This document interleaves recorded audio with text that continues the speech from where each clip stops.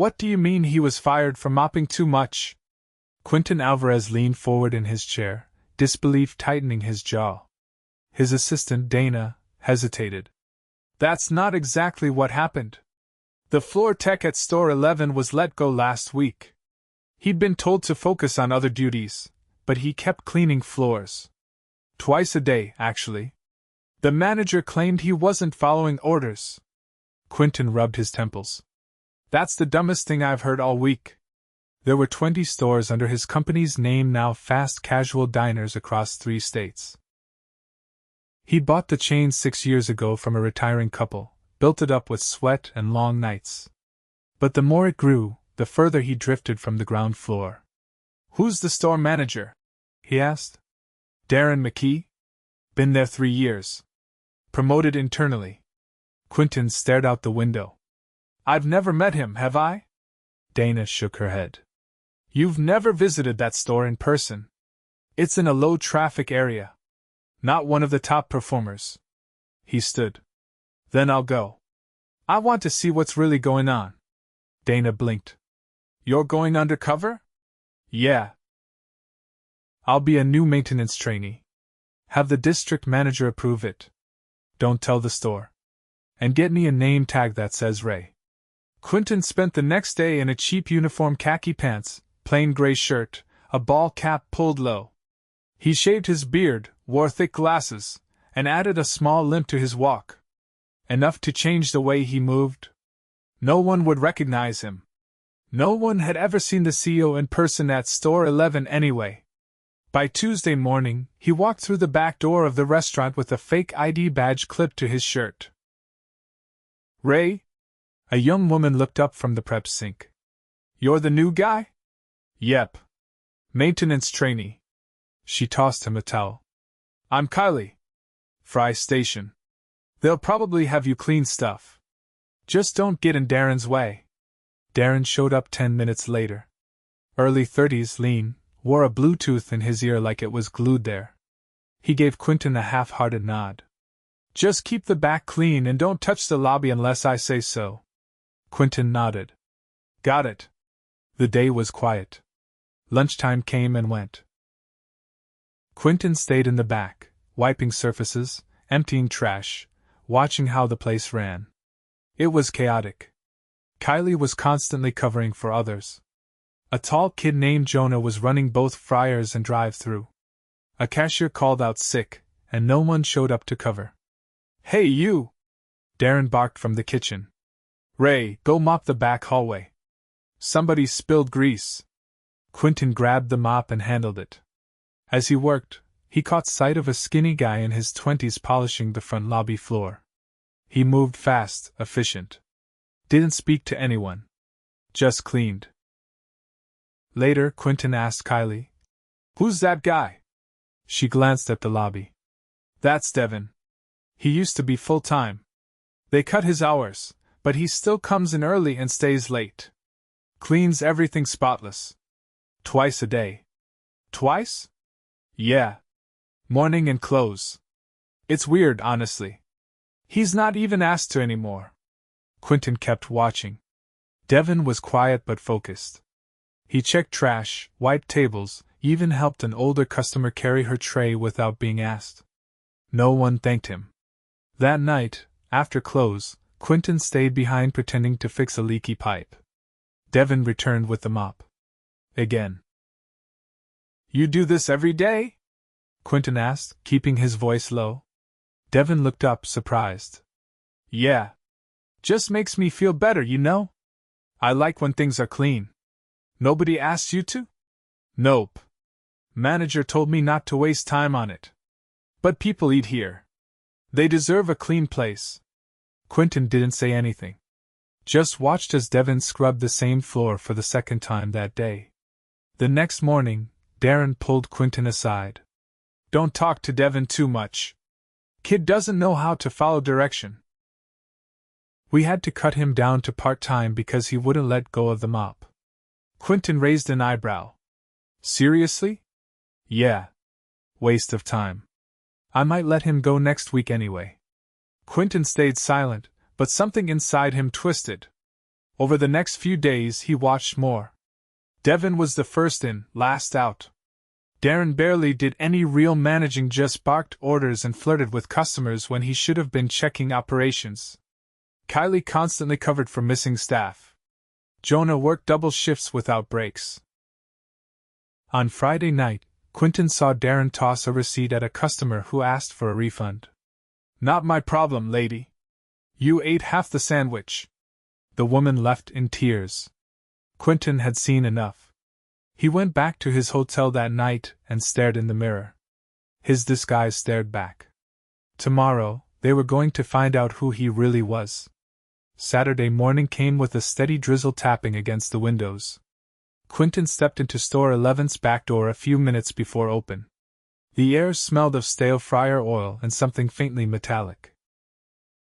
He hung his jacket on a crooked hook and walked into the kitchen just as Kylie sighed and slammed the walk-in cooler shut. "No lettuce," she muttered. Again. "Did the truck not come?" Quentin asked, keeping his voice neutral. "No, it came. Darren told the driver we didn't need the full order. Said we were wasting produce. So we got half of what we should have." She grabbed a stack of paper trays and headed for the front. Quentin followed, eyes scanning the prep line. The containers were half filled. The saucepan was missing the garlic aioli, probably because the staff didn't have time to prep it. Jonah was already running the fryer, headset clamped over his ears. "Morning," Quentin offered. Jonah gave a quick nod, eyes locked on the screen above the fry station. 3 online orders already. No one else is here yet." Quentin turned. No cashier. No one at the grill. The opening shift was supposed to have 5 people. Only 3 were present. "Where's Darren?" he asked. Kylie replied without looking up. "Still in his car. Been out there since 7:30. It was 8:10. Customers started arriving by 8:30. Quentin stayed near the drink station, pretending to wipe down the counter while watching the absolute grind unfolding. A woman with a toddler waited 6 minutes before anyone took her order. Jonah had to leave the fryer to ring her up. Meanwhile, the fries burned. "Ray, grab the broom," Kylie called out. "Some kid dropped cereal by the door." Quentin moved to clean it. As he swept, he noticed Darren finally strolling in. Dry shirt. Coffee in hand. He didn't acknowledge anyone, just walked straight to the office. "Hey!" Jonah yelled over the headset. "We got a guy yelling at the drive-thru window." Darren didn't come out. Quentin stepped into the back hallway. He could hear Darren's voice through the door. Laughing. Talking on the phone, not even pretending to work. That was not incompetence, but indifference. He wasn't just lazy. He didn't care. Devin arrived midday, head down, earbuds in. He clocked in and headed to the mop sink.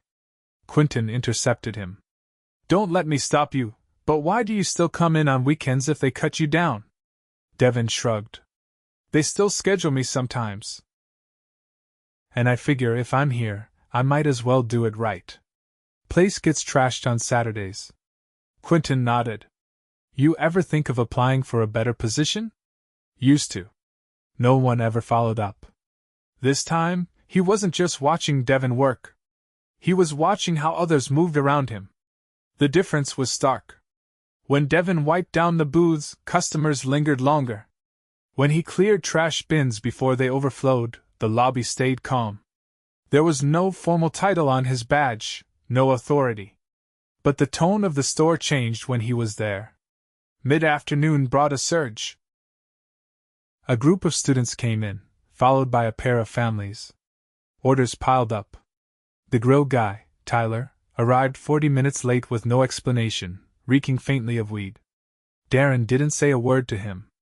Just told him to catch up. Kylie was juggling the register and handing out food. Jonah was red in the face, clearly overwhelmed. Quentin stepped in to wipe trays and restock cups, but that barely made a dent. Then a woman in a wheelchair came in. She waited near the counter for several minutes. No one greeted her. Quentin stepped toward her, but Darren beat him to it.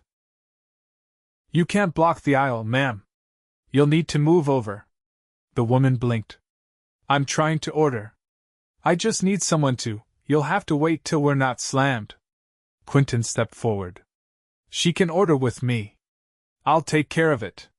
Darren stared at him. You're not trained on register. I can handle it.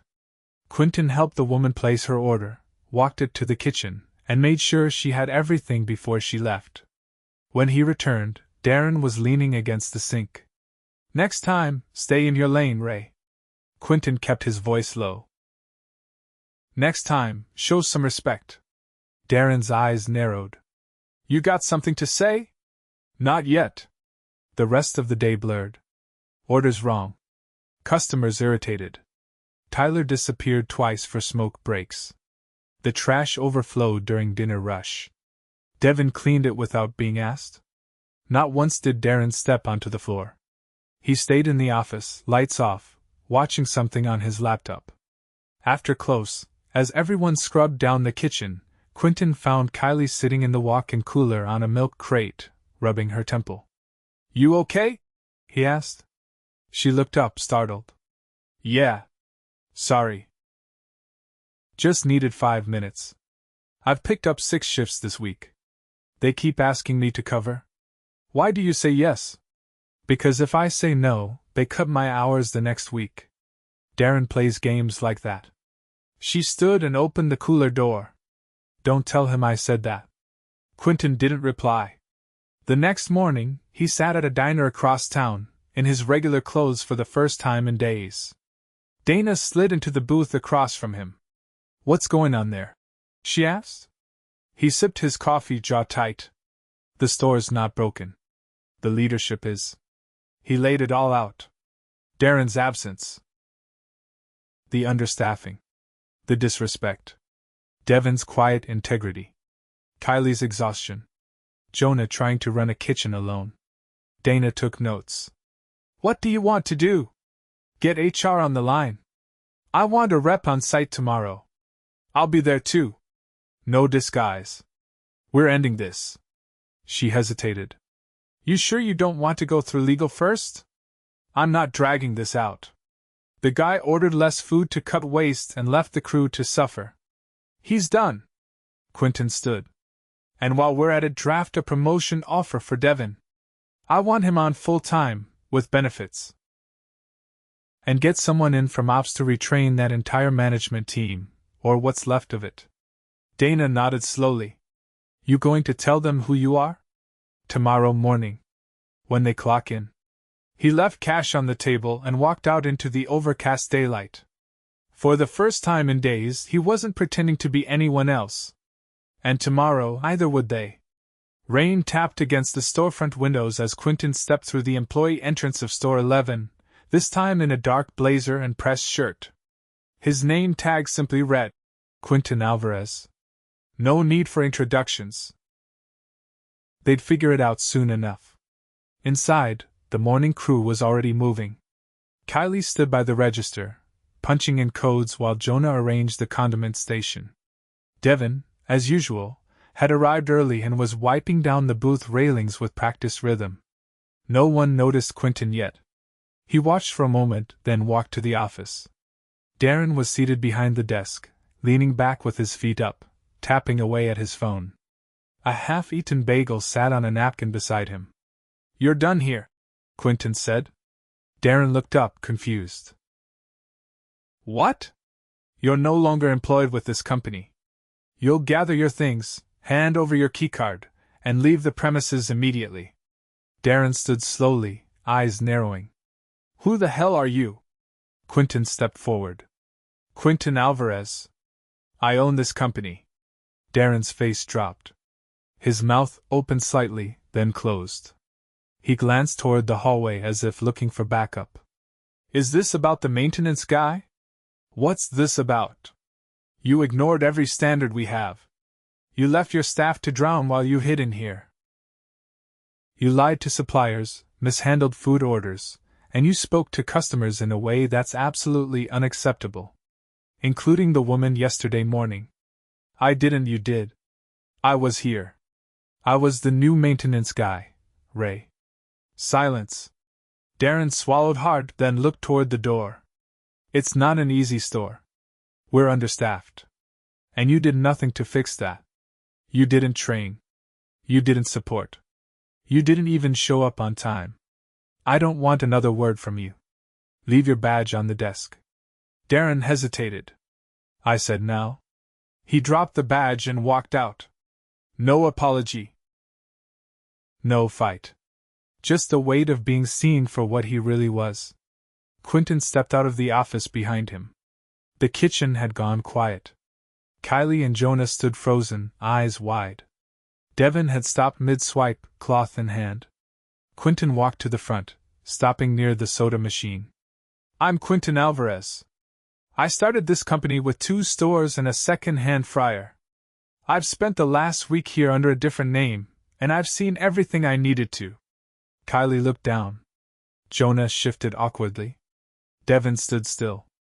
I saw people working through chaos without support. I saw you all trying to keep the place standing while being ignored, talked down to, and used. That ends today. No one spoke. Quentin continued. Jonah, you've been holding the line together with no backup. You'll be given a bonus for the hours you've covered and moved into a certified shift lead role after training if you want it. Jonah blinked, then nodded slowly. Kylie, you've been scheduling, calming customers, and basically managing the floor without the title. You'll be given full authority to lead this store temporarily while we bring in a new GM. You'll also have the support of a regional trainer starting tomorrow. Her eyebrows lifted. Wait, me? You're the only one who's been acting like a manager here. He turned to Devin. You've been doing something most people overlook, setting the tone. A clean restaurant changes how people feel the second they walk in. I saw you help a customer with her tray without anyone asking. I saw you mop that floor twice a day because you care. That kind of consistency matters. Devin shifted his weight, clearly uncertain. You're being offered a full-time operations support role. You'll be on salary, paid time off, health coverage, and access to our internal training program if you want to move up. Devin's mouth opened slightly, then closed again. You serious? Quentin nodded. I don't waste words. The store stayed quiet for a beat. Then the back door opened, and a man in a charcoal vest stepped in. Alan, from HR, gave a polite nod. Behind him came Patrice, the regional trainer. They didn't say anything, just waited. Quentin turned to the group. We're not here to punish anyone else. But things will change. Immediately. Patrice will help restructure the leadership here. Hiring support is already on the way. You'll have the staff you need. And if anyone has concerns or issues, Alan's here to listen. Kylie finally found her voice. What about the schedule this week? We're short again. I know, Patrice said. We've pulled folks from 2 neighboring stores to cover lunch and dinner shifts for the next 4 days. I'll work double shifts if I have to until we're stable. Jonah stepped forward. And the food truck? We've been running short. That's done, Quentin said. The full order will be reinstated. You'll never be shorted again without approval from someone on the floor. For the first time that morning, someone smiled. It was subtle, Kylie, just a flicker of relief. But it was real. Quentin walked through the kitchen, pausing at the line station. The grill was cold. He looked at Devin. You worked kitchen before? Yeah. Fire it up. Let's catch up on the prep. We've got a little time before open. Devin moved quickly, grabbing gloves from the box on the shelf. Quentin rolled his sleeves. I'll handle the prep sink. Let's do this right. For the next 30 minutes they worked in rhythm. Quentin chopped vegetables, Devin ran the grill, Patrice arranged the sauce bins, and Jonah got the fryer going. No yelling. No chaos. Just work done right. At 8:55 they opened the doors. Customers trickled in slowly. Devin called out greetings from the back as he flipped patties. Kylie handled the register with a steadiness Quentin hadn't seen earlier in the week. Jonah dropped fries with practiced timing. Mid-morning, a woman came in with a stroller. Kylie stepped out from behind the counter to greet her. Take your time. I'll help you get settled. Quentin watched from the side, hands still damp from washing produce. This was what a store was supposed to feel like. Not perfect but human. Accountable. Real. He stepped outside for a moment, letting the drizzle cool his face. The street was quiet. No more disguises. No more pretending. He took out his phone and called Dana. Yeah? She answered. It's done. You get everything handled? He looked back through the window. Devin was wiping a table between orders. Jonah was joking with a customer. Kylie waved at a regular who just walked in. I got everything I came for, he said. And more. By Monday, Store 11 looked the same from the outside, same faded signage, same smudge on the glass door, but inside, the tone was different. Not fixed. Not perfect. Just different. The kind of different that comes from being seen.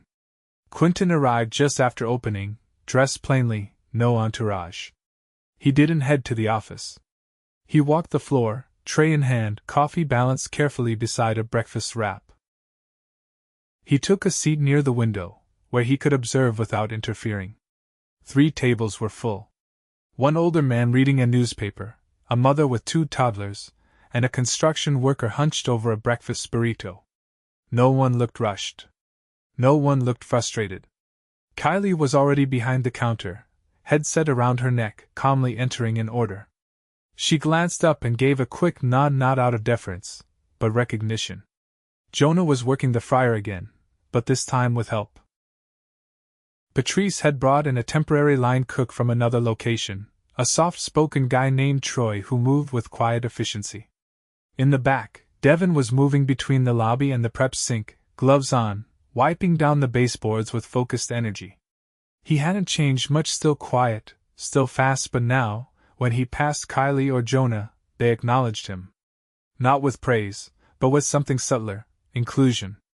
Quentin waited until mid-morning before stepping into the office. Patrice was already there, her laptop open, headset in, coordinating schedules across 3 stores. How's it looking? He asked. We're still 3 people short, but we've got 2 interviews lined up this week, and I've got someone from Store 14 covering evenings until Saturday. Kylie finalized the schedule herself. No one's pulling doubles unless they ask. Good, he said, sitting down. And? Patrice leaned back. Devin doesn't talk much, but every time someone drops the ball, he's there to catch it. No complaints. I asked him yesterday if he wanted to train on the grill. He said he already knows it, just didn't think anyone would let him. Quentin nodded once. That's going to change. She closed her laptop. You want me to stick around next week? Yeah. 1 more week. Then we'll bring in a permanent GM. And not from inside this store. I want someone fresh. No ties. When he stepped back into the front, he noticed something unexpected, a woman he recognized, sitting at the corner booth. Late 50s, graying hair in a neat bun, wearing a sharp blazer. Jacqueline, one of the original owners of the franchise, the woman he'd bought 2 stores from 6 years ago. She hadn't stepped into one of her former locations in years. He approached. Didn't expect to see you here. She gave a soft smile. I heard about what happened. Word travels. Thought I'd stop in.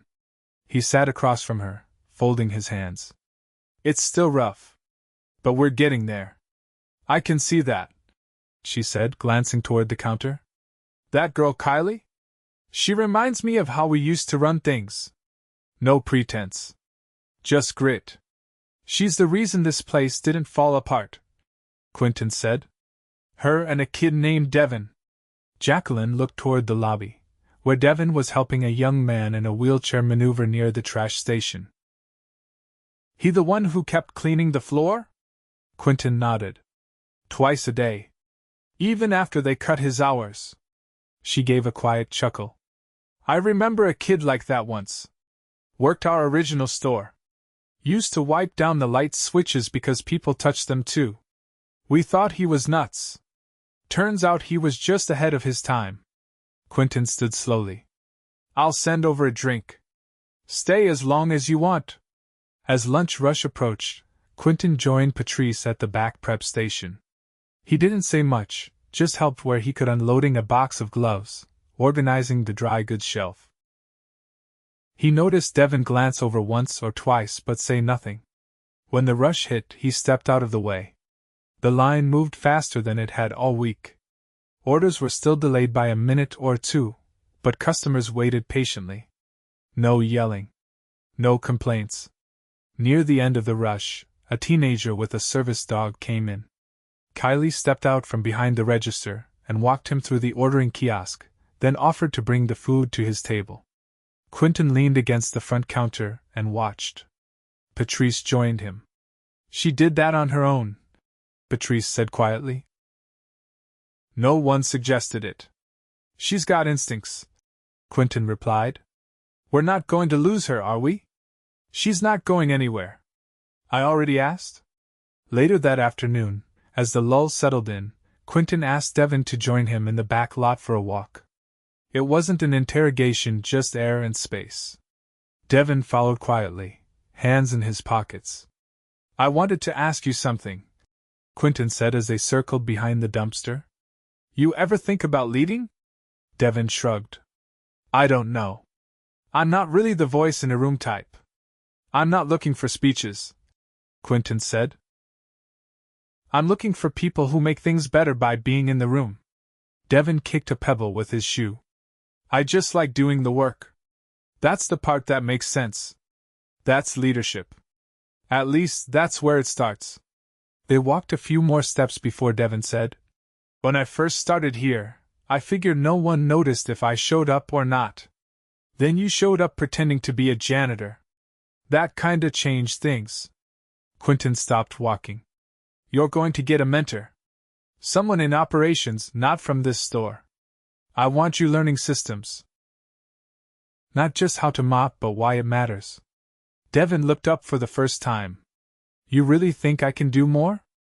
Quentin held his gaze. You already are. That evening, the store closed on time. No chaos. No one left behind to clean alone. Quentin stayed back while the last of the staff clocked out. Kylie lingered to wipe down the POS screen. Jonah tossed his apron into the laundry bin. Devin finished spraying down the mop's sink. As the lights dimmed, Quentin gathered everyone near the front register. I won't be around here every day, he started. But I won't be far. You'll see me again, and not just when something's broken. He looked around. What you all did this week that wasn't easy. You adapted. You spoke up. You kept each other standing. Kylie crossed her arms, brow furrowed. So what now? Now? Quentin said, glancing at each of them. Now we build a place that deserves the people in it. That's my job. Yours is to keep raising the bar. Jonah nodded slowly. We'll hold the line. Devin stepped forward, wiping his hands on his jeans.